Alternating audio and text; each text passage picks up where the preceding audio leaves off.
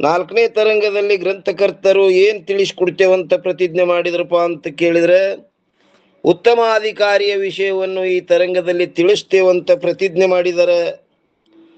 ನಾವು ನಿನ್ನಿನ ದಿವಸ ಏನ್ ನೋಡ್ಕೊಂಡ್ ಬಂದೇವಪ್ಪ ಅಂತ ಕೇಳಿದ್ರೆ, ಬೇರೆ ಯಾರಾದರೂ ಹೀಗೆ ಹೇಳಿದರೆ ಕಲ್ಪಿತದ ನಿವೃತ್ತಿಯು ಅಧಿಷ್ಠಾನದ ಜ್ಞಾನದ ಹೊರತಾಗಿ ಆಗುವುದಿಲ್ಲ, ಮತ್ತು ಸರ್ಪದ ಜ್ಞಾನವಾದರೂ ಕೂಡ ಕಲ್ಪಿತವಿರುತ್ತದೆ. ಆದರೆ ಅಧಿಷ್ಠಾನವು ಸಾಕ್ಷಿ ಚೇತನ ಇರುತ್ತದೆ.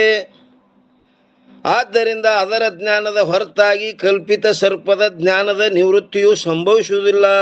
ಹಿಂಗೆ ಶಂಕ ಮಾಡಿದರೆ ಯಾರೋ, ಇದಕ್ಕೆ ಸಮಾಧಾನವು ಈ ರೀತಿ ಇರುತ್ತದೆ.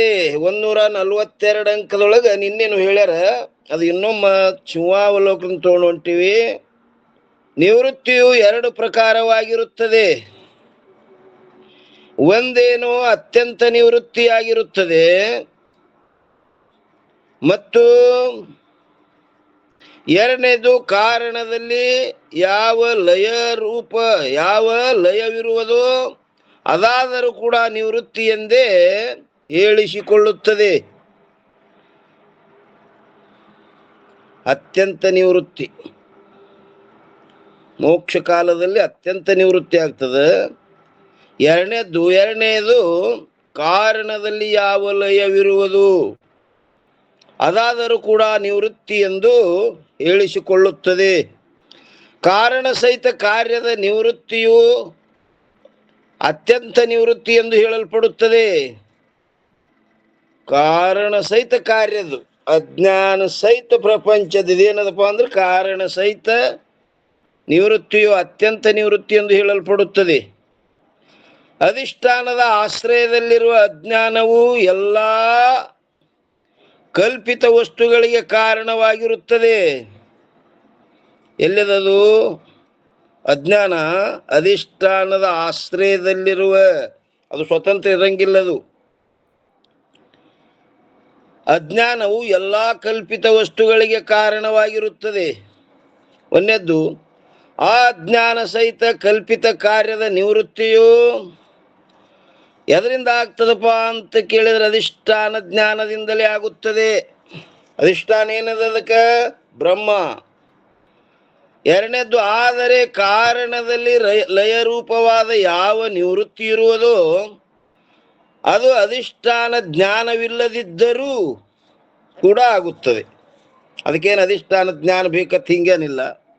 ಹೇಗೆಂದರೆ ಅಧಿಷ್ಠಾನ ಜ್ಞಾನವಿಲ್ಲದೆ ಎಲ್ಲಿ? ಸುಷುಪ್ತಿ ಮತ್ತು ಪ್ರಳಯ ಕಾಲದಲ್ಲಿ ಸರ್ವ ಪದಾರ್ಥಗಳು ಅಜ್ಞಾನದಲ್ಲಿ ಲಯವಾಗುತ್ತವೆ.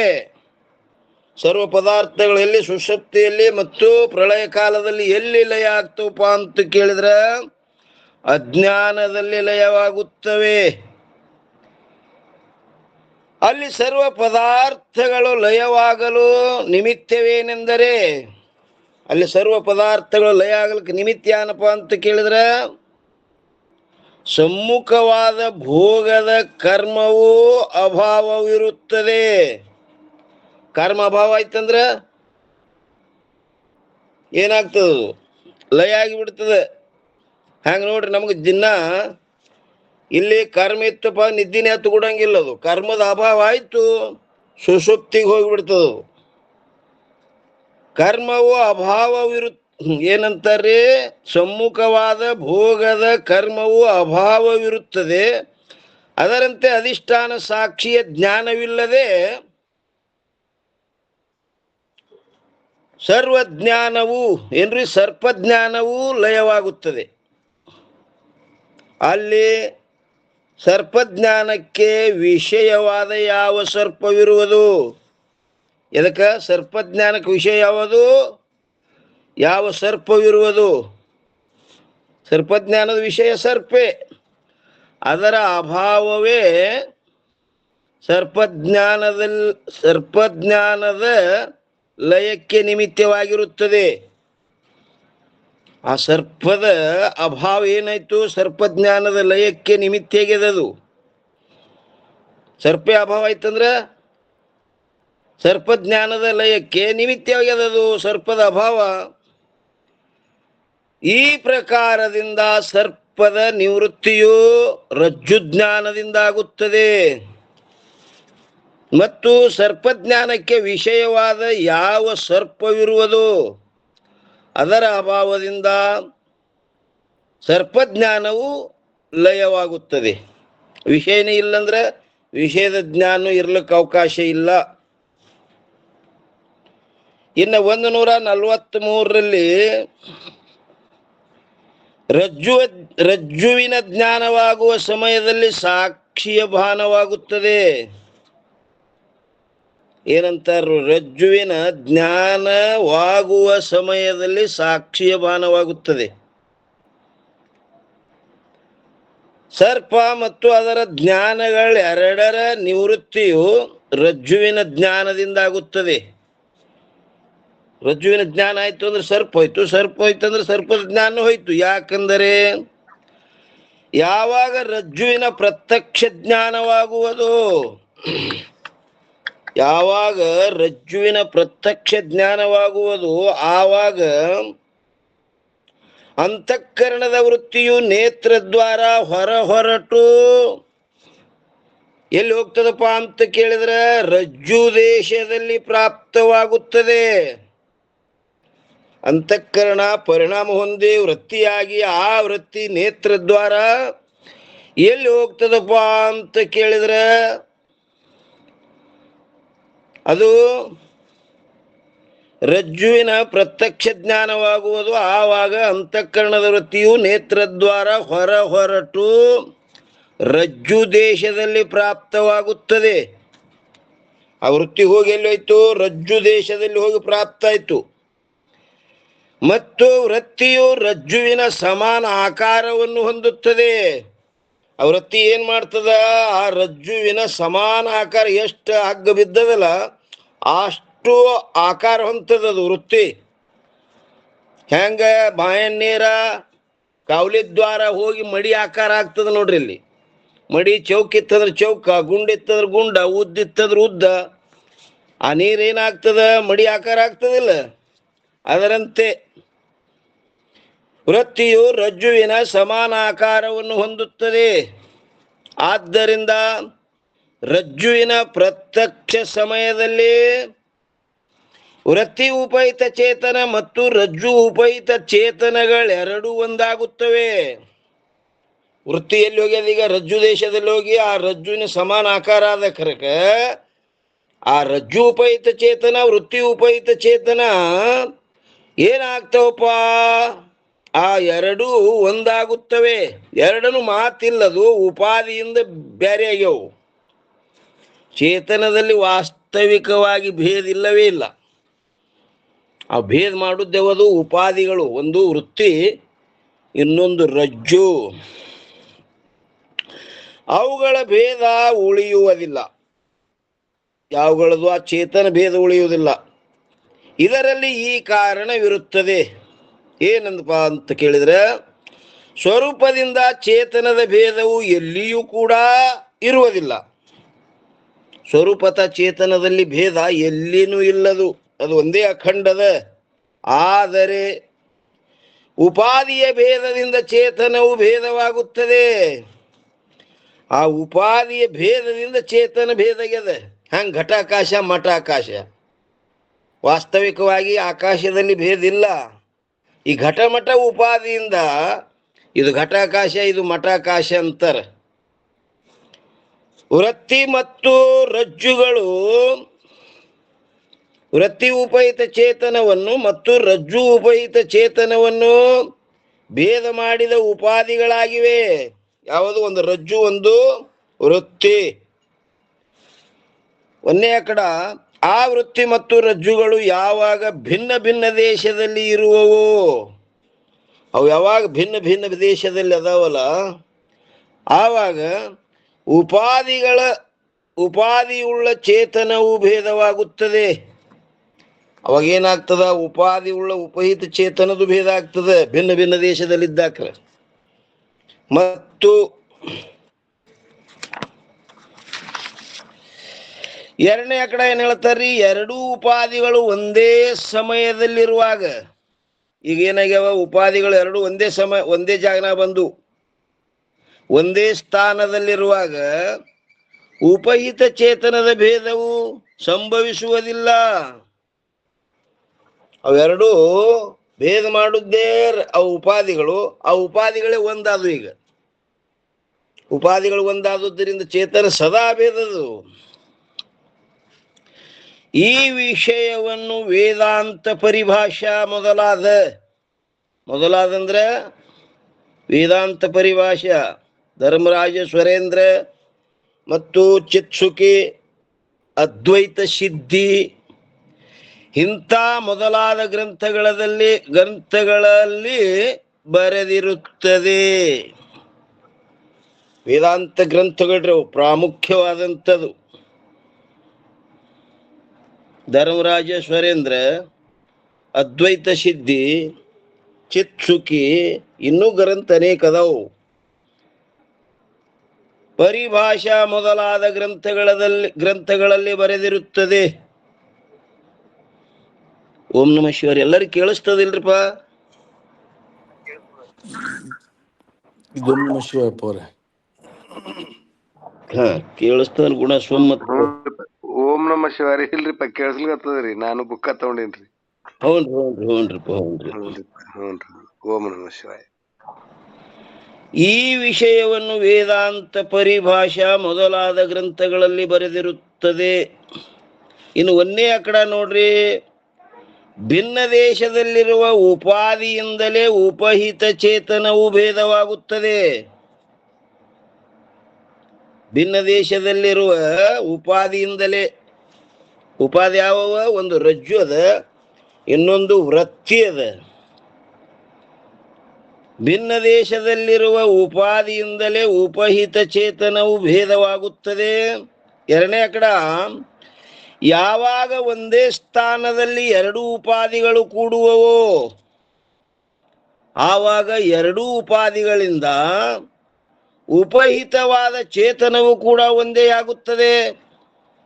ಅದು ಭೇದ ಆಗೇ ಇಲ್ಲ, ಆದ್ರೆ ಉಪಾಧಿಯಿಂದ ಭೇದ ಆದಂತೆ ತೋರ್ಯದಂಗ. ಅದಕ್ಕೆ ಉಪಾಧಿಗಳೇನಾದು? ಎರಡೂ ಒಂದೇ ಸ್ಥಾನದಲ್ಲಿ ಅಭೇದ ಅದು. ಈ ಪ್ರಕಾರದಿಂದ ರಜ್ಜುವಿನ ಪ್ರತ್ಯಕ್ಷ ಜ್ಞಾನ ಸಮಯದಲ್ಲಿ ರಜ್ಜು ಉಪಹಿತ ಚೇತನ ಮತ್ತು ವೃತ್ತಿ ಉಪಹಿತ ಚೇತನಗಳು ಏಕವಾಗುತ್ತವೆ. ಅಲ್ಲಿ ಸಾಕ್ಷಿ ಚೇತನವೇ ವೃತ್ತಿ ಉಪಹಿತ ಚೇತನವಿರುತ್ತದೆ. ಆ ಸಾಕ್ಷಿ ಚೇತನೆ ಏನದ? ವೃತ್ತಿ ಉಪಹಿತ ಚೇತನದ. ಯಾಕಂದರೆ ಅಂತಃಕರಣ ಮತ್ತು ಅದರ ವೃತ್ತಿಯಲ್ಲಿ ಸ್ಥಿತವಾಗಿರುವ ಯಾವ ಅವುಗಳ ಪ್ರಕಾಶವಾದ ಚೇತನ ಮಾತ್ರವಿರುವುದು ಅದು ಸಾಕ್ಷಿ ಎಂದು ಹೇಳಲ್ಪಡುತ್ತದೆ. ಇಲ್ಲಿ ನೋಡ್ರಿ ಎಷ್ಟು ಪದಗಳಿಟ್ಟರು. ಸಾಕ್ಷಿ, ಅಂತಃಕರಣ ಮತ್ತು ಅದರ ವೃತ್ತಿಯಲ್ಲಿ ಸ್ಥಿತವಾಗಿರುವ ಯಾವ ಅವುಗಳ ಪ್ರಕಾಶಕವಾದ ಚೇತನ ಮಾತ್ರವಿರುವುದು ಅದು ಸಾಕ್ಷಿ ಎಂದು ಹೇಳಲ್ಪಡುತ್ತದೆ.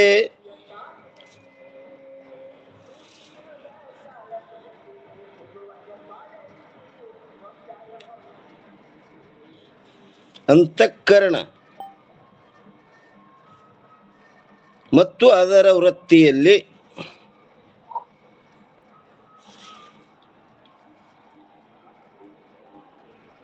ಏನ್ರಿ? ವೃತ್ತಿಯಲ್ಲಿ ಸ್ಥಿತವಾಗಿರುವ.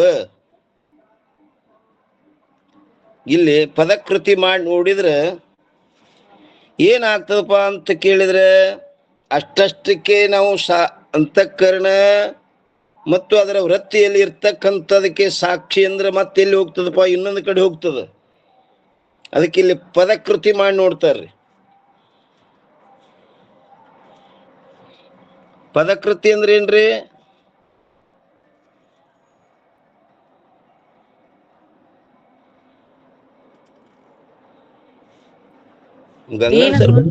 ದರ್ಶಕ ವಿಚಾರಕ ನಾಮ ಪದಕೃತಿ. ಹಾ ಹೇಳಿದ್ರು ನೋಡ್ರಿ ಅಮ್ಮ ಅವರು. ಪದಕೃತಿ ಅಂದ್ರೆ ಏನಪ್ಪಾ? ತೀನ್ ದೂಷಕ ಅಭಾವ ದರ್ಶಕ್ ವಿಚಾರ ಕಾ ನಾಮ್ ಪದಕೃತಿ ಕಹೆ.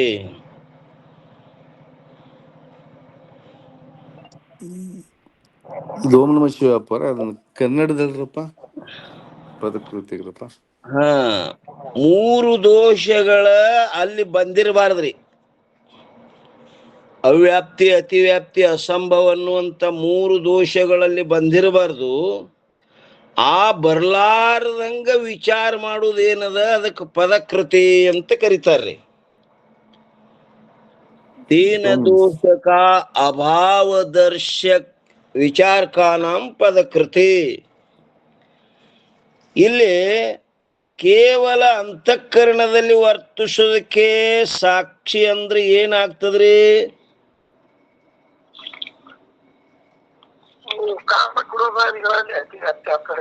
ಹಾ, ಕಾಮ ಕ್ರೋಧಾದಿಗಳು ಅಂತಃಕರಣದಲ್ಲಿ ಅದಾವು. ಮತ್ತೇನೇನದಾವ್ರಿ ಅಂತಃಕರಣದಲ್ಲಿ?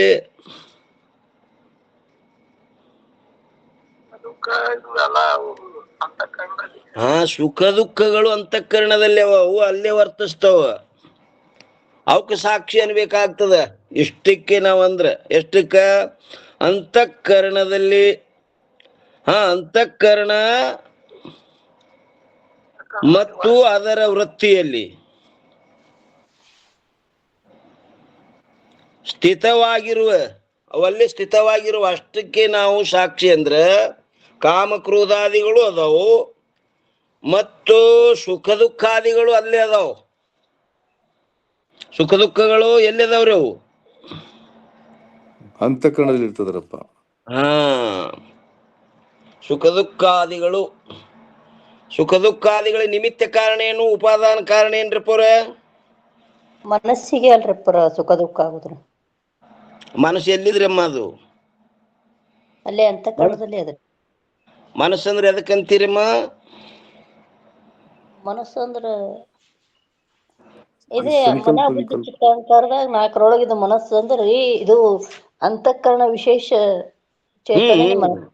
ಬರೋಬರಿ. ಮನಸ್ಸಂದ್ರೆ ಏನು? ಅಂತಃಕರಣ ವಿಶೇಷ ಅವಸ್ಥಾಕು ಮನ ಕಹೆ. ವಿಶೇಷ ಅವಸ್ಥೆ ಅದು. ಹೌನ್ರಿ. ಅಂತಃಕರಣದ ವಿಶೇಷ ಅವಸ್ಥೆ. ಹ್ಯಾಂಗ ಒಂದು ಕೊಡ ಹಾಲಿನ ವಿಶೇಷ ಅವಸ್ಥಾ ತುಪ್ಪದ ನೋಡ್ರಿ, ಹಂಗ ಇಲ್ಲಿ ಅಂತಃಕರಣದ ವಿಶೇಷ ಭಾಗ ಇದು ಅದು ಮನಸ್ಸದ.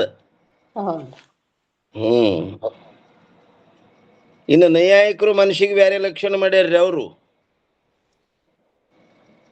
ಅವ್ರ ಮನಸ್ಸು ಎದಕ್ಕಂತಾರಪ್ಪ ಅಂತ ಕೇಳಿದ್ರೆ ಹೇಳ್ರಮ್ಮ ಅವ್ರಿ. ಸಂಕಲ್ಪ ವಿಕಲ್ಪದಿಂದ ಕೂಡಿದ್ದ ಮನಸ್ಸು ಅಂದ್ರನ್ರಿ. ಅದು ಅದ್ರ ಕ್ರಿಯಾರಮ್ಮ. ಕ್ರಿಯಾ ಕೇಳಿಲ್ಲ ನಾವು, ಅದ್ರ ಸ್ವರೂಪ ಕೇಳಕತ್ತೀವಿ. ಸ್ಪರ್ಶ ರಹಿತ ಇದು. ಬರೋಬರದ ಹೇಳ್ರಿ. ಸ್ಪರ್ಶ ರಹಿತನೇ ಮನ ಅಂದ್ರಿ ಅವ್ರು. ಇನ್ನೊಂದ್ ಸ್ವಲ್ಪ ಕೂಡಿಸ್ಬೇಕ್ರಿ ನೀವು. ನೋಡ್ರಿಪ್ಪ, ಕ್ರಿಯಾವಾನ್. ಹೇಳಿದ್ರು. ಸ್ಪರ್ಶ ರಹಿತ ಕ್ರಿಯಾವಾನ್ ಮನಸ್ಸು ಅಂದ್ರಿ. ಸ್ಪರ್ಶ ರಹಿತತ್ವೇ ಸತಿ ಕ್ರಿಯಾವಾನ್ ಮನ. ಅವ್ರು ಎಲ್ಲೂ ಹೇಳಿದ್ರಿ. ಅದ್ರ ಸ್ವರೂಪನು ಹೇಳಿದ್ರು, ಅದ್ರ ಕ್ರಿಯಾನು ಹೇಳಿದ್ರು. ಎರಡೂ ಹೇಳಿದ್ರು ಅವ್ರು. ವೇದಾಂತಿಗಳು ಏನಂತಾರ್ರಿ? ಅಂತಃಕರಣ ವಿಶೇಷ ಅವಸ್ಥಾಕು ಮನ ಕಹೆ. ಹಂಗ ಇಲ್ಲಿ ಏನದಪ್ಪ ಅಂತ ಕೇಳಿದ್ರೆ ಸುಖ ದುಃಖಾದಿಗಳು ಅಲ್ಲೇ ಅದಾವ, ಅಂತಃಕರಣದಲ್ಲಿ ಅದಾವ. ಕಾಮ ಕ್ರೋಧಾದಿಗಳು ಅಲ್ಲಿ ಸ್ಥಿತವಾಗಿದಾವು. ಅಷ್ಟಕ್ಕೆ ನಾವು ಸಾಕ್ಷಿ ಅಂದ್ರೆ ಅವಕೂರಲ್ಲಿ ಅತಿವ್ಯಾಪ್ತಿ ಆಗ್ತದ. ಸುಖ ದುಃಖಕ್ಕೂ ಸಾಕ್ಷಿ ಅನ್ಬೇಕಾಗ್ತದ, ಕಾಮ ಕ್ರೋಧಾದಿಗಳಿಗೂ ಸಾಕ್ಷಿ ಅನ್ಬೇಕಾಗ್ತದ. ಅವರೇ ಅಲ್ಲಿ ಅದಾವ್, ಖರೆ ಜಡ ಅದಾವ್ರಿ. ಅದಕ್ಕೆ ಅವಕ್ಕ ಸಾಕ್ಷಿ ಅಲ್ಲಿಕ್ಕೆ ಬರುದಿಲ್ಲ. ಅದಕ್ಕೆ ಮುಂದಿನ ಪದ ಇಡಬೇಕಾಯ್ತು. ಯಾವ ಅವುಗಳ ಪ್ರಕಾಶವಾದ ಆ ಸುಖ ದುಃಖದಿಂದ ಯಾರದರೆ ಪ್ರಕಾಶ ಆಗ್ಯದೇನ್ರಿ?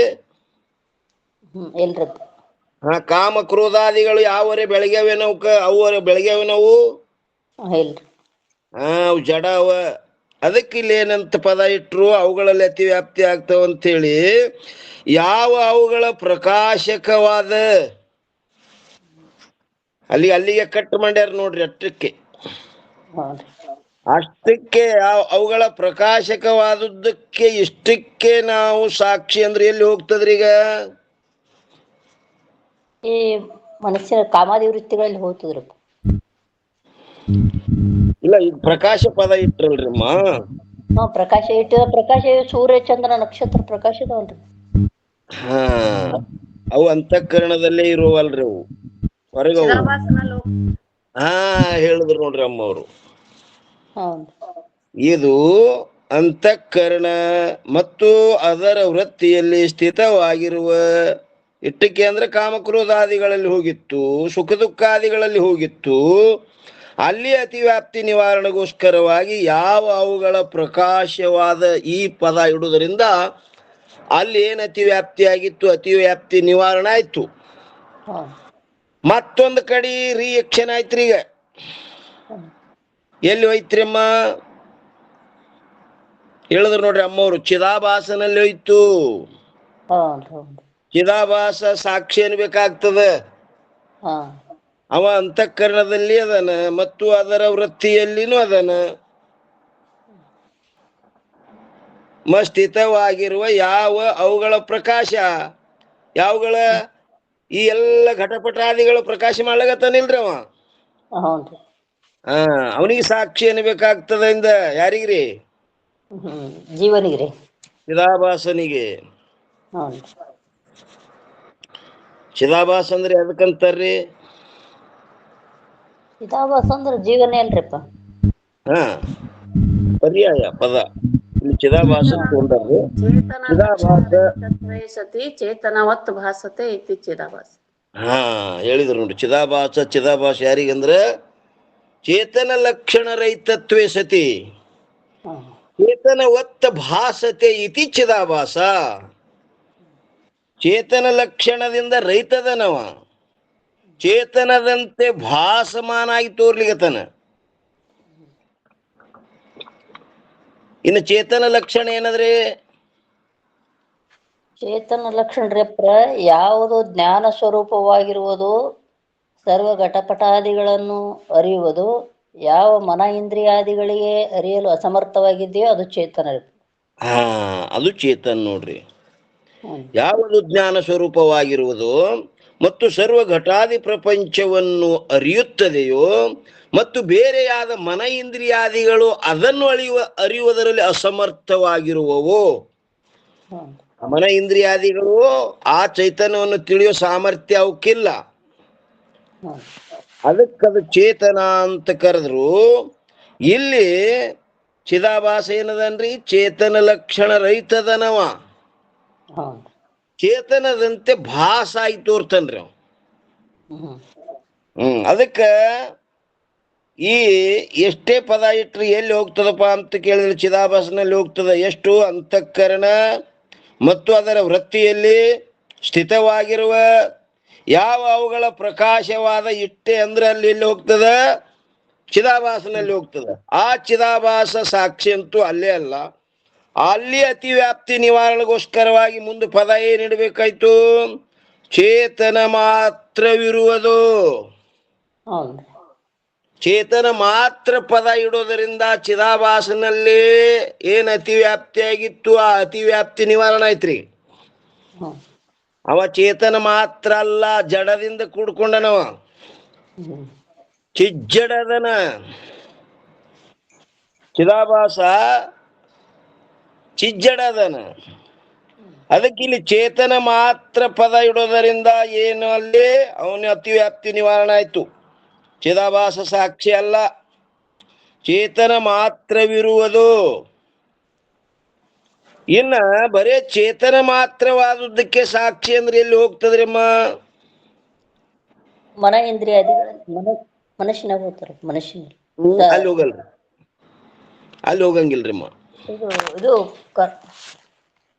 ಹೇಳಿದೆ ಬ್ರಹ್ಮನ ಮೇಲೆ ಹೋಗ್ತೈತಿ. ಬ್ರಹ್ಮನಲ್ಲಿ ಹೋಗ್ತದ್ರಿ. ಬರೀ ಚೇತನ ಮಾತ್ರ ಇಷ್ಟಕ್ಕೆ ಸಾಕ್ಷಿ ಅಂದ್ರ ಬ್ರಹ್ಮನು ಕೇವಲ ಚೇತನ ಮಾತ್ರದನ. ಅಲ್ಲಿ ಅತಿ ವ್ಯಾಪ್ತಿ ಆಯ್ತು.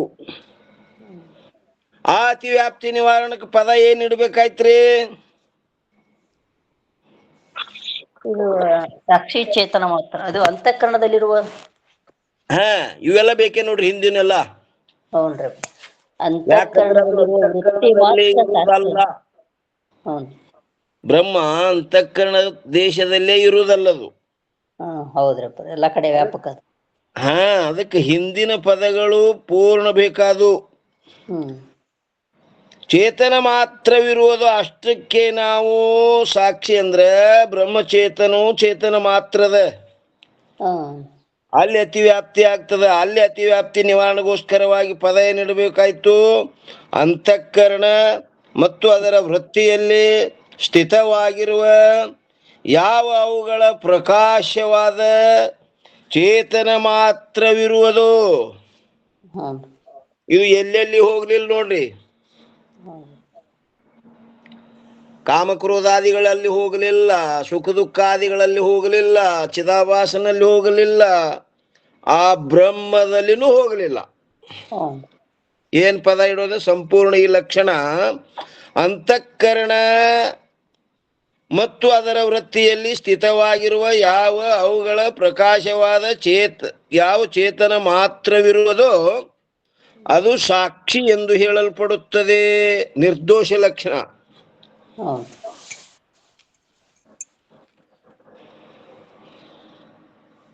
ನಿರ್ದೋಷ ಲಕ್ಷಣದ ಲಕ್ಷಣ ಏನ್ರಿ?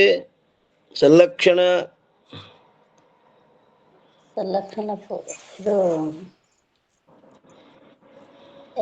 ಅಸಂಭವ.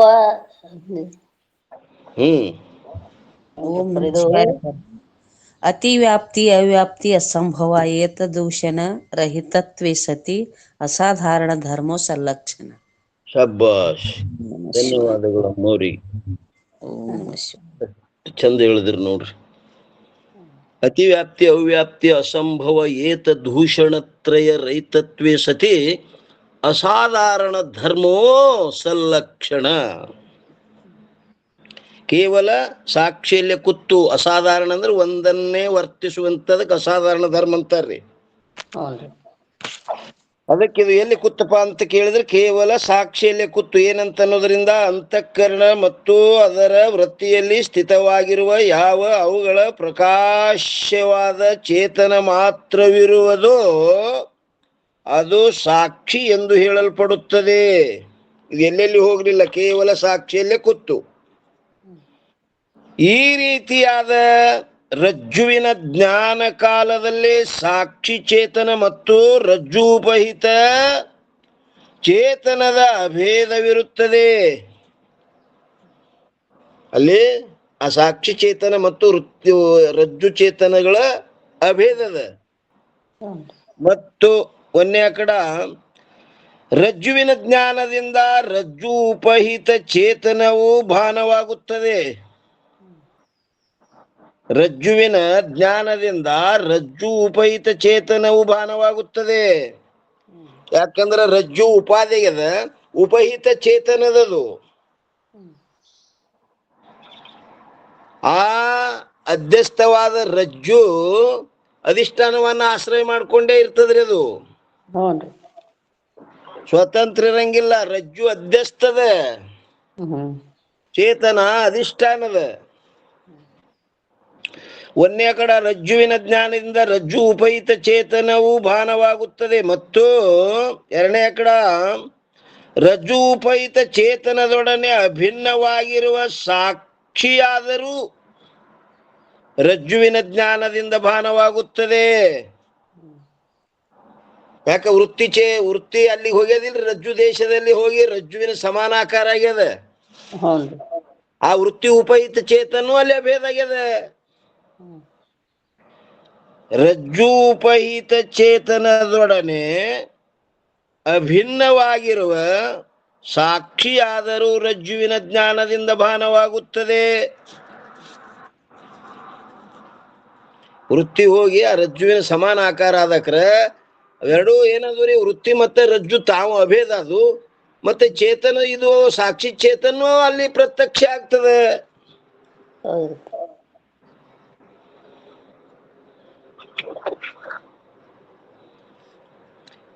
ಈ ಪ್ರಕಾರದಿಂದ ರಜ್ಜುವಿನ ಜ್ಞಾನ ಕಾಲದಲ್ಲಿ ಅಧಿಷ್ಠಾನ ಸಾಕ್ಷಿಯ ಭಾನವಾಗುವುದರಿಂದ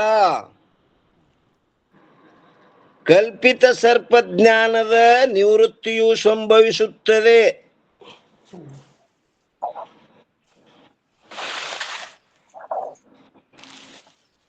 ಅವ ಪೂರ್ವ ಪಕ್ಷಿ ಶಂಕ ಮಾಡಿದ್ದ, ರಜ್ಜು ಜ್ಞಾನದಿಂದ ಸರ್ಪ ಏನೋ ನಿವೃತ್ತಿ ಆಯ್ತ್ರಿ, ಸರ್ಪದ ಜ್ಞಾನ ನಿವೃತ್ತಿ ಆಗಂಗಿಲ್ಲ ನೋಡ್ರಿ ಅಂದಿದ್ದವ.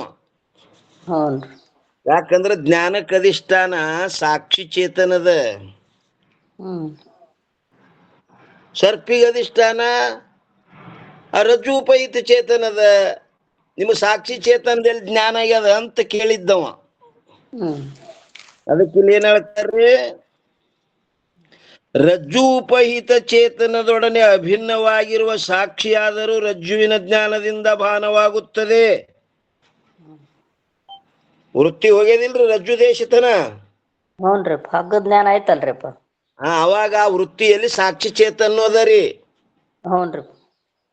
ಆ ಚೇತನವನ್ನ ಆಶ್ರಯ ಮಾಡ್ಕೊಂಡೇ ವೃತ್ತಿ ಮುಂದೆ ಹೋಗ್ತಿರ್ತದದು.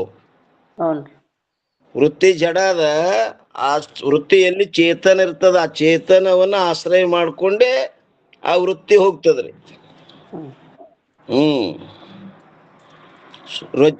ಕೇವಲ ವೃತ್ತಿ ಹೋಗುದಿಲ್ಲ, ವೃತ್ತಿ ಆದಂದ್ರೆ ಅದ್ರೊಳಗ ಉಪಹಿತ ಚೇತನೂ ಇರ್ತದ. ರಜ್ಜು ಉಪಹಿತ ಚೇತನದೊಡನೆ ಅಭಿನ್ನವಾಗಿರುವ ಸಾಕ್ಷಿಯಾದರೂ ರಜ್ಜುವಿನ ಜ್ಞಾನದಿಂದ ಭಾನವಾಗುತ್ತದೆ. ಈ ಪ್ರಕಾರದಿಂದ ರಜ್ಜುವಿನ ಜ್ಞಾನ ಕಾಲದಲ್ಲಿ ಅಧಿಷ್ಠಾನ ಸಾಕ್ಷಿಯ ಭಾನವಾಗುವುದರಿಂದ ಕಲ್ಪಿತ ಸರ್ಪದ ಜ್ಞಾನದ ನಿವೃತ್ತಿಯು ಸಂಭವಿಸುತ್ತದೆ.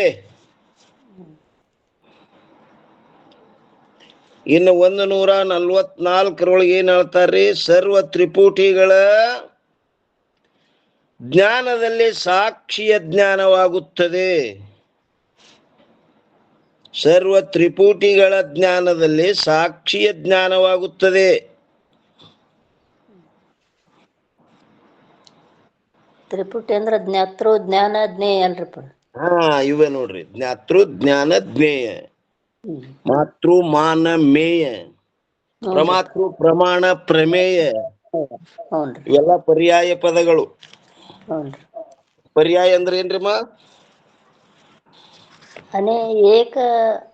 ಅನೇಕ ಶಬ್ದ ಏಕ ಅರ್ಥ ರೀ. ಏಕಾರ್ಥವಾಚಕ ಪರ್ಯಾಯ.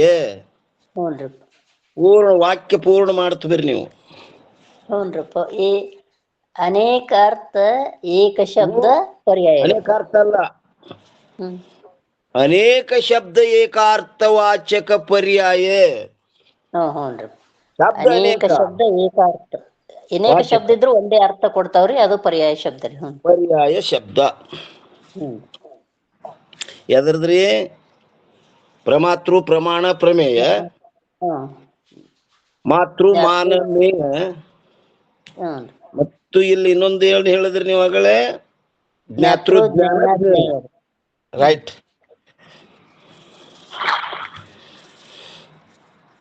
144 ಏನ್ ಹೇಳ್ತಾರ್ರಿ, ಸರ್ವ ತ್ರಿಪುಟಿಗಳ ಜ್ಞಾನದಲ್ಲಿ ಸಾಕ್ಷಿಯ ಜ್ಞಾನವಾಗುತ್ತದೆ. ಅಥವಾ ಕೂಟಸ್ಥ ದೀಪದಲ್ಲಿ ಇಲ್ರಿ, ಪಂಚದಶಿಕಾರರು ವಿದ್ಯಾರಣ್ಯ ಸ್ವಾಮಿಗಳ್ರಿ. ಪಂಚದಶಿ ಅಥವಾ ಕೂಟಸ್ಥ ದೀಪದಲ್ಲಿ ಶ್ರೀ ವಿದ್ಯಾರಣ್ಯ ಸ್ವಾಮಿಗಳು ಈ ಪ್ರಕ್ರಿಯೆಯನ್ನು ಹೇಳಿರುತ್ತಾರೆ. ಏನ್ ಹೇಳ್ಯಾರಪ್ಪ? 1ನೇ ಕಡದಲ್ಲಿ ಆಭಾಸ ಸಹಿತವಾದ ಅಂತಃಕರಣದ ವೃತ್ತಿಯು ಇಂದ್ರಿಯ ದ್ವಾರ ಹೊರಟು ಘಟ ಮೊದಲಾದ ವಿಷಯಗಳನ್ನು ಪ್ರಕಾಶಿಸುತ್ತದೆ.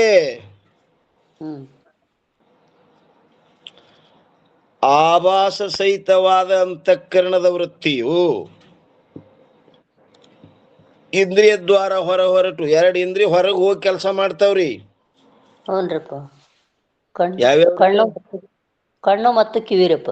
ಕಣ್ಣು ಮತ್ತು ಕಿವಿ ಇವಕ್ಕ ಕಾಲದವು ಹೊರಗ್ನು ಹೋಗಿ ಕೆಲಸ ಮಾಡ್ತಾವ್ರಿ. ಹ್ಞೂ 3 ಇಂದ್ರಿಯಗಳು ಕುಂಟ್ರದಾವ್ ಇದ್ದಲ್ಲೇ ಕೆಲಸ ಮಾಡ್ತಾವ್ರಿ. ಹ್ಞೂ ಆಭಾಸ ಸಹಿತವಾದ ಅಂತಃಕರಣದ ವೃತ್ತಿಯು ಇಂದ್ರಿಯ ದ್ವಾರ ಹೊರಟು ಘಟ ಮೊದಲಾದ ವಿಷಯಗಳನ್ನು ಪ್ರಕಾಶಿಸುತ್ತದೆ. ಎರಡನೇ ಕಡ ಘಟವೇ ಮೊದಲಾದ ವಿಷಯ ಮತ್ತು ಅದರಂತೆ ಆಭಾಸ ಸಹಿತ ವೃತ್ತಿ ರೂಪವಾದ ಅವುಗಳ ಜ್ಞಾನ ಹಾಗೂ ಆಭಾಸ ಸಹಿತ ಅಂತಃಕರಣ ರೂಪವಾದ ಜ್ಞಾತೃ ಈ ಮೂರನ್ನು ಸಾಕ್ಷಿಯು ಪ್ರಕಾಶಿಸುತ್ತದೆ. ಈ ಮೂರನ್ನು ಬೆಳಗವ್ರು ಯಾರಪ್ಪ ಅಂದ್ರೆ ಸಾಕ್ಷಿ. ಏನೇನ್ ಹೇಳಿದ್ರಿ? ಘಟವೇ ಮೊದಲಾದ ವಿಷಯ. ಮೊದಲಾದ ವಿಷಯ ವಿಷಯ ಅಂದ್ರಮ್ಮ ಎಲ್ಲ ಬಂದು ನೋಡ್ರಪ್ಪ ಇಂದ್ರಿಯ ಅವ್ರು ಇದನ್ನ ಬಾಳ ಕಂಠಪಾಠ ಮಾಡ್ಯಾರ. ಇದೇ ಲಕ್ಷಣದಾಗೆ ನಂದು ಕೊರತೆ ಅದ. ಶರೀರ ಇಂದ್ರಿಯ ಭಿನ್ನತ್ವೇ ಸತಿ ಭೋಗ ಉಪಭೋಗ ವಿಷಯ. ಹಾ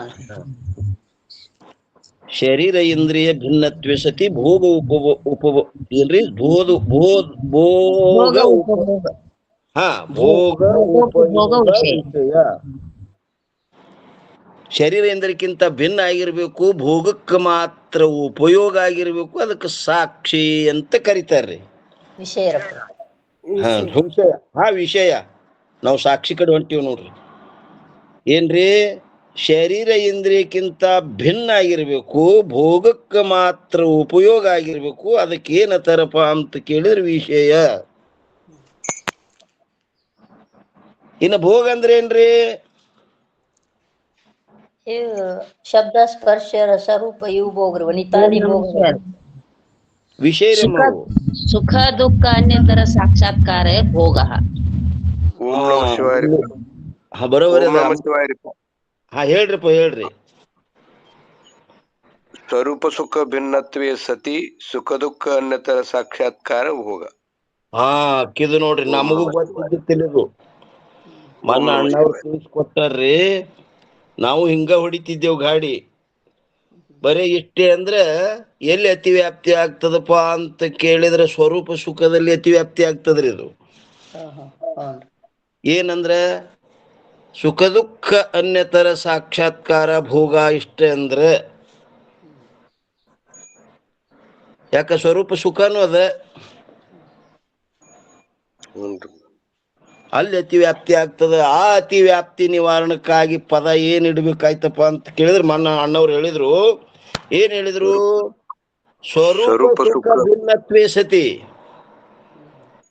ಸ್ವರೂಪ ಸುಖ ಭಿನ್ನತ್ವೇ ಸತಿ ಸುಖ ದುಃಖ ಅನ್ಯತರ ಸಾಕ್ಷಾತ್ಕಾರ ಭೋಗ. ಇದೊಂದು ತಿದ್ಕೋಬೇಕು ನೋಡ್ರಿ ನಾವೆಲ್ಲರೂ. ಸ್ವರೂಪ ಬಿಟ್ಟು ಸ್ವರೂಪ ಹಿಡಿಬಾರದು ನೋಡ್ರಪ್ಪ ಇಲ್ಲಿ. ಸ್ವರೂಪ ಸುಖ ಹಿಡಿಯೋದಿಲ್ರಿ. ನೋಡ್ರಪ್ಪ, ಸ್ವರೂಪ ಸುಖ ಭಿನ್ನತ್ವೇ ಸತಿ ಸುಖ ದುಃಖ ಅನ್ಯತರ ತಗೋಬೇಕನ್ರಿ ಅಲ್ಲಿ. ಹ್ಞೂನ್ರಿಪ್ಪ. ಸುಖ ದುಃಖ ಅನ್ಯತರ ಸಾಕ್ಷಾತ್ಕಾರ ಭೋಗ. ರೈಟ್.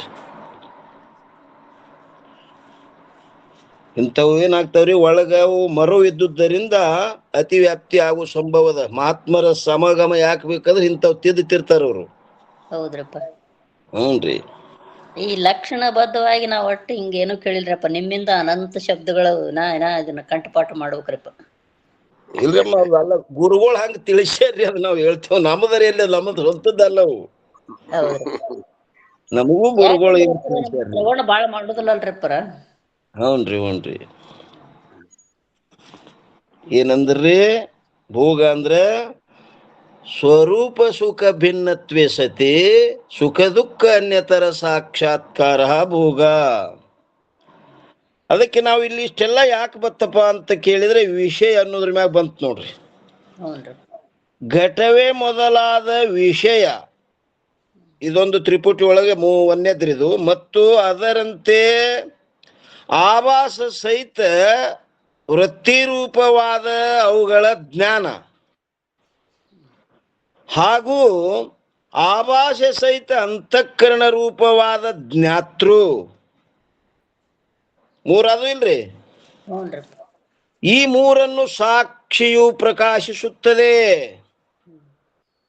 ಈ ಮೂರನ್ನು ಬೆಳಗವ್ರು ಯಾರಪ್ಪ ಅಂತ ಕೇಳಿದ್ರೆ ಸಾಕ್ಷಿ. ಒಂದನೇದ್ದು ಸಾಕ್ಷಿಯಲ್ಲೇ ನಡೆದದ್ರಪ್ಪರ ತ್ರಿಪುಟಿ. ಈ ತ್ರಿಪುಟಿ ವ್ಯವಹಾರ ಎಲ್ಲ ಸಾಕ್ಷಿಗೆ ರೀ. ಹ್ಞೂನ್ರಿ. ಒಂದನೇದ್ದು ಇದು ಘಟವಿರುತ್ತದೆ. ಈ ರೀತಿಯಾಗಿ ಆಭಾಸ ಸಹಿತ ವೃತ್ತಿಯಿಂದ ಘಟ ಮಾತ್ರವು ಪ್ರಕಾಶವಾಗುತ್ತದೆ. ಇನ್ನು ಎರಡನೇದ್ದು ನಾನು ಘಟವನ್ನು ತಿಳಿಯುತ್ತೇನೆ. ಈ ರೀತಿಯಿಂದ ನಾನು ಎಂಬ ಶಬ್ದದ ಅರ್ಥವು ಜ್ಞಾತೃ ಇರುತ್ತದೆ. ಮತ್ತು ಎರಡನೇದ್ದು ಘಟವು ಜ್ಞೇಯವಿರುತ್ತದೆ. ಜ್ಞೇಯ ಅಂದ್ರೆ ವಸ್ತುರಪ್ಪರ ಘಟ ವಸ್ತುನೇ. ಜ್ಞೇಯ ಅಂದ್ರೆ ಜ್ಞಾನ ಕಾ ವಿಷಯ ಜ್ಞೇಯ ಕಹೆ. ಜ್ಞಾನಕ್ಕೆ ಯಾವುದು ವಿಷಯ ಆಗ್ಯದ ಅದಕ್ಕೆ ಜ್ಞೇಯ ಅಂತ ಕರೆದ್ರಿ. ಮತ್ತು ಇನ್ನು ಮೂರನೇ ಕಡ ತಿಳಿಯುತ್ತೇನೆ ಎಂಬುದು ಜ್ಞಾನವಿರುತ್ತದೆ. ಈ ತ್ರಿಪುಟಿಯು ಸಾಕ್ಷಿಯಿಂದ ಪ್ರಕಾಶವಾಗುತ್ತದೆ. ಈ ತ್ರಿಪುಟಿ ಬೆಳಗವ್ರು ಯಾರಪ್ಪ ಅಂತ ಕೇಳಿದ್ರೆ ಸಾಕ್ಷಿ.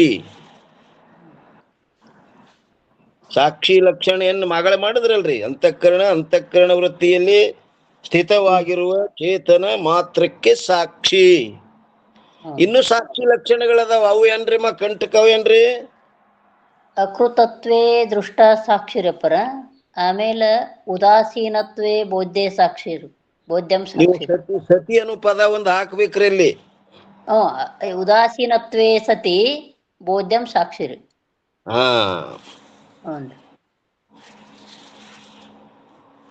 ಅಕೃತತ್ವೇ ಸತಿ ದೃಷ್ಟ ಸಾಕ್ಷಿ. ಏನೇನು ಮಾಡವಲ್ಲವ, ಕೇವಲ ನೋಡುವವ. ಅಕೃತತ್ವ, ಕೃತ ಅಂದ್ರೆ ಮಾಡವ, ಅಕೃತ ಅಂದ್ರೆ ಮಾಡವಲ್ಲ. ಅಕೃತತ್ವೇ ಸತಿ ಸಾಕ್ಷಿ ದೃಷ್ಟ. ಅಕೃತತ್ವೇ ಸತಿ ದೃಷ್ಟ ಸಾಕ್ಷಿ. ಉದಾಸೀನತ್ವೇ ಸತಿ ಬೋದ್ಧ ಸಾಕ್ಷಿ. ಉದಾಸೀನ ಅಂದ್ರಿ ಇಲ್ಲಿ ಏನು ಮಾಡಲ್ಲ, ಸುಮ್ಮನೆ ಇದ್ದು ನೋಡ್ತಾ ನೋಡ್ರಪ್ಪ. ಎರಡು ಪಕ್ಷಕ್ಕೆ ರಾಗ ದ್ವೇಷ ರಹಿತ ಆಗ್ಬೇಕು ನೋಡ್ರಿ. ಉದಾಸೀನ ಅಂದ್ರೆ ಇದು ನೋಡ್ರಿ. ಉದಾಸೀನ ಅಂದ್ರೆ ರಾಗದ್ವೇಷ ರಹಿತವಾದದ್ದು ಉದಾಸೀನ. ಉದಾಸೀನತ್ವೇ ಸತಿ ಅಂದ್ರೆ ಉದಾಸೀನವಾಗಿದ್ದು. ಬೌದ್ಧ, ಬೌದ್ಧ ಅಂದ್ರೆ ಜ್ಞಾನ ಸ್ವರೂಪ. ಜ್ಞಾನ ಅಂದ್ರಿ ಜ್ಞಾನ ಅಂದ್ರೆ ಹೇಳ್ರಿ ಅವ್ರ ನೀವೇ. ದರ್ಶನಂ ಜ್ಞಾನ. ಅರ್ಥ ಪ್ರಕಾಶನಂ ಜ್ಞಾನ. ನೋಡ್ರಿ ಎಷ್ಟು ಕಂಟಾಗ್ಯದ ನೋಡ್ರಿ ಅಮ್ಮವ್ರಿಗೆ. ಅಭೇದ ದರ್ಶನಂ ಜ್ಞಾನ. ಅಭೇದ ದರ್ಶನಂ ಜ್ಞಾನ. ಅರ್ಥ ಪ್ರಕಾಶನಂ ಜ್ಞಾನ. ಈ ತ್ರಿಪುಟಿಯು ಸಾಕ್ಷಿಯಿಂದ ಪ್ರಕಾಶವಾಗುತ್ತದೆ. ಈ ಪ್ರಕಾರದಿಂದ ಸರ್ವ ತ್ರಿಪುಟಿಗಳ ಪ್ರಕಾಶವು ಸಾಕ್ಷಿಯಾಗಿರುತ್ತದೆ. ಸಾಕ್ಷಿಯು ತಾನು ಅಜ್ಞಾತವಾಗಿದ್ದರೆ ತ್ರಿಪುಟಿಯ ಜ್ಞಾನವು ಸಾಕ್ಷಿಯಿಂದ ಸಂಭವಿಸುತ್ತಿರಲಿಲ್ಲ. ಆದ್ದರಿಂದ ಸರ್ವ ತ್ರಿಪುಟಿಗಳ ಜ್ಞಾನದಲ್ಲಿ ಸಾಕ್ಷಿಯ ಜ್ಞಾನವು ಅವಶ್ಯವಾಗಿ ಆಗುತ್ತದೆ. ಸರ್ವ ತ್ರಿಪುಟಿ ತಿಳಿದಪ್ಪ ಅಂದ್ರೆ ಅಲ್ಲಿ ಸಾಕ್ಷಿ ಜ್ಞಾನ ಆಯ್ತ. ಯಾಕಂದ್ರೆ ತ್ರಿಪುಟಿ ಅರಿಯವ್ರೇ ಸಾಕ್ಷಿ ಇರ್ತಾನ್ರಿ ಅಲ್ಲಿ. ಕೆಲವೊಂದ್ ಎಲ್ಲೆಲ್ಲೇ ಹೋತದ್ ನೋಡ್ರಿಪ್ಪ. ಇದು ಅರ್ಥ ಪ್ರಕಾಶ ಜ್ಞಾನ ಇದಕ್ ಗೊತ್ತಿದ್ರು ರೀ ಓಡಲ್ರಿ. ಹಂಗೆ ಸ್ವಲ್ಪ ಮರುವದ್ರಿ. ಅದಕ್ಕೆ ಶ್ರವಣ ಹೇಳ್ಯಾರ. ಬಹಳ ಶ್ರವಣ ಮಾಡ್ಬೇಕು. ಹೌದ್ರಿ ಹೌದ್ರಿ. ಭಕ್ತಿಗೆ ಅವಧಿ ಹೇಳ್ಯಾರ, ವೈರಾಗ್ಯಕ್ಕೆ ಅವಧಿ ಹೇಳ್ಯಾರ, ಕೆಲವೊಂದ್ ಕಡೆ ಜ್ಞಾನಕ್ಕೂ ಅವಧಿ ಹೇಳ್ಯಾರ್ರಿ. ಶ್ರವಣಕ್ಕೆ ಅವಧಿನೇ ಇಲ್ಲ. ಎಂದು ಹುಟ್ಟಿದ್ಯೋ ಸಾಯುತನ, ಯಾವಾಗ ಎದ್ದು ಮಲಗುತನ ಯಾಕಂದ್ರೆ ಜ್ಞಾನಕ್ಕೆ ಬೀಜದದು. ಹ್ಞೂನ್ರಿ ಅಪ್ಪರ. ಶ್ರವಣಾದಿಗಳು ಆತ್ಮಾನುಕೃತಿ ವಿವರಣವಾದ ರೂಪ ಅಂತ ಹೇಳಿದ್ರಿ ಅಪ್ಪರ. ಹಾ 3ನೇ ಪದ್ಯದೊಳಗೆ ನಿಜಗುಂಡ್ರು ಹೇಳ್ಯಾರ ನೋಡ್ರಿ. ಹ್ಞೂನ್ರಿ. ಈ ಸಾಕ್ಷಿಯ ಜ್ಞಾನದಿಂದ ಸರ್ಪಜ್ಞಾನದ ನಿವೃತ್ತಿಯು ಸಂಭವಿಸುತ್ತದೆ. ಈ ಪೂರ್ವದ ರೀತಿಯಿಂದ ಸರ್ಪ ಮತ್ತು ಅದರ ಜ್ಞಾನದ ಅಧಿಷ್ಠಾನವನ್ನು ಭಿನ್ನ ಭಿನ್ನವಾಗಿ ಹೇಳಿರುತ್ತದೆ. ಯಾಕಂದ್ರೆ ಅವೆರಡೂ ಉಪಾಧಿಗಳು ಭಿನ್ನ ದೇಶದಲ್ಲಿದ್ದುದರಿಂದ ಅಧಿಷ್ಠಾನಗಳು ಭಿನ್ನ ಭಿನ್ನ ಅಂತ ಹೇಳುತ್ತದೆ. ಈಗ ಲಗ್ನ ಆಗೋಕ್ಕಿಂತ ಮೊದಲಕಿ ಹೆಣ್ಮಗಳು ತವ್ರ ಮನೆಯಾಗ ಇರ್ತಾಳ, ಅಲ್ಲಿ ಹೇಳ್ತಾಳಿಲ್ರಿ ಆಕಿ ನಮ್ಮ ಅಪ್ಪ ಇಂಥವ ನಮ್ಮ ಅಡ್ಡಸ್ರು ಇಂಥದ್ದು ಅಂತ ಅಲ್ಲಿದೆ ಹೇಳ್ತಾಳಕಿ. ಹೌದ್ರಿ. ಈಗ ಲಗ್ನ ಆಗಿ ಗಂಡನ ಮನೆಯಾಗ ಬಂದಳಂದ್ರಿ ಏಕದೇಶದಲ್ಲಿ ಆದರಲ್ರಿ ಎಲ್ಲರೂ. ಇಲ್ಲಿದೆ ಹೇಳ್ತಾಳಕಿ, ಗಂಡಂದ ಯಾವ್ದಿತ್ತು ಅದೇ. ಅದರಲ್ಲಿ ಇಷ್ಟು ಶಂಕಾ ಸಮಾಧಾನಗಳು ಇರುತ್ತವೆ. ಈ ಪಕ್ಷದಲ್ಲಿ ಶಂಕಾ ಸಮಾಧಾನ ರೂಪವಾದ ಬೇರೆ ವಿವಾದಗಳಾದರೂ ಬಹಳವಿರುತ್ತವೆ. ವಿವಾದ ಅಂದ್ರೆ ಏನ್ರಮ್ಮ? ಹೇಳ್ಬೇಕ್ರಪ್ಪ, ಓವರ್ ಹೇಳ್ತಾರನ್ರಿ. ಹೇಳ್ತಾರ ಅವ್ರು ಹೇಳ್ತಾರ. ಚಿಕ್ಕಲ್ಕಮ್ಮ ಅವ್ರು ಹೇಳ್ರಮ್ಮ. ನೆನಪಿಗೆ ಬರುವಲ್ರಪ್ಪರ. ವಿವಾದ ಭಂಜನ ಉತ್ತರ ಇದನ್ನ ಬರಾಕತೈತ್ರಿ. ಒಳಗ ಐತಿ ವಿವಾದ ಭಂಜನ ಉತ್ತರ ವಾದಿಗೂ ಪ್ರತಿ ಅದು ಶಂಕಾರಿ ಅದು ಬರುವಂದಳ್ರಪ್ಪರ. ಓಂ ನಮಃ ಶಿವಾಯ. ನೆನಪಿಗೆ ವಿವಾದ ಅಂದ್ರೆ ನೋಡ್ರಿ, ವಿವಾದಕ್ಕೆ ಲಕ್ಷಣ ಏನ್ ಮಾಡ್ಯಾರಪ್ಪ ಅಂತ ಕೇಳಿದ್ರೆ, ಪಕ್ಷ ಪ್ರತಿಪಕ್ಷ ಪರಿಗ್ರಹೇಣ ವದನಂ ವಿವಾದ. ಪಕ್ಷ ಪ್ರತಿಪಕ್ಷ ಪರಿಗ್ರಹೇಣ ವದನಂ ವಿವಾದ. ನಂದ್ ಖರಿ ಅಂತವ, ನಂದ್ ಖರಿ ಅಂತೀವ. ವಿವಾದ ವಿವಾದ ಅಂದ್ರೆ ಜಗಳಾಡೋದಿಲ್ಲ, ಇಲ್ಲಿ ತಿಳ್ಕೊಳ್ಳೋ ಸಂಬಂಧ ಅಲ್ಲಿ ವಿವಾದ ಮಾಡ್ಯಾರ ಅವರು. ವಿವಾದ ಅಂದ್ರ ಪಕ್ಷ ಪ್ರತಿಪಕ್ಷ ಪರಿಗ್ರಹೇಣ ವದನಂ ವಿವಾದ. ಈ ಪಕ್ಷದಲ್ಲಿ ಶಂಕಾ ಸಮಾಧಾನ ರೂಪವಾದ ಬೇರೆ ವಿವಾದಗಳಾದರೂ ಬಹಳವಿರುತ್ತವೆ. ಆದ್ದರಿಂದ ಏನ್ ಹೇಳ್ತಾರ್ರಿ, 145ರಲ್ಲಿ ಸರ್ಪ ಮತ್ತು ಅದರ ಜ್ಞಾನದ ಅಧಿಷ್ಠಾನವು ಸಾಕ್ಷಿ ಇರುತ್ತದೆ. ಒಂದೇ ಎರಡಲ್ಲಿ ಆ ವಿಷಯವನ್ನ ಮತ್ತ ನಾಳಿನ ದಿವಸ ನಾವು ನೀವು ವಿಚಾರ ಮಾಡೋಣ್ರಿ ಅಂತ ಹೇಳ್ತಾ, ಇಲ್ಲೇ ಪರ್ಯಂತರ ಸದ್ಗುರುಗಳ ಕೃಪಾಶೀರ್ವಾದದಿಂದ ನಡೆದು ಬಂದ ವಿಷಯ ಈ ವಾಗ್ರೂಪ ಸೇವೆಯನ್ನು ಗುರುಪಾದದಲ್ಲಿ ಅರ್ಪಿಸಿ ಇವತ್ತಿನ ವಿಷಯಕ್ಕೆ ಮಂಗಲ್ ಹೇಳೋಣ್ರಿ. ಸದ್ಗುರುನಾಥ್ ಮಹಾರಾಜ್ ಕಿ ಜೈ.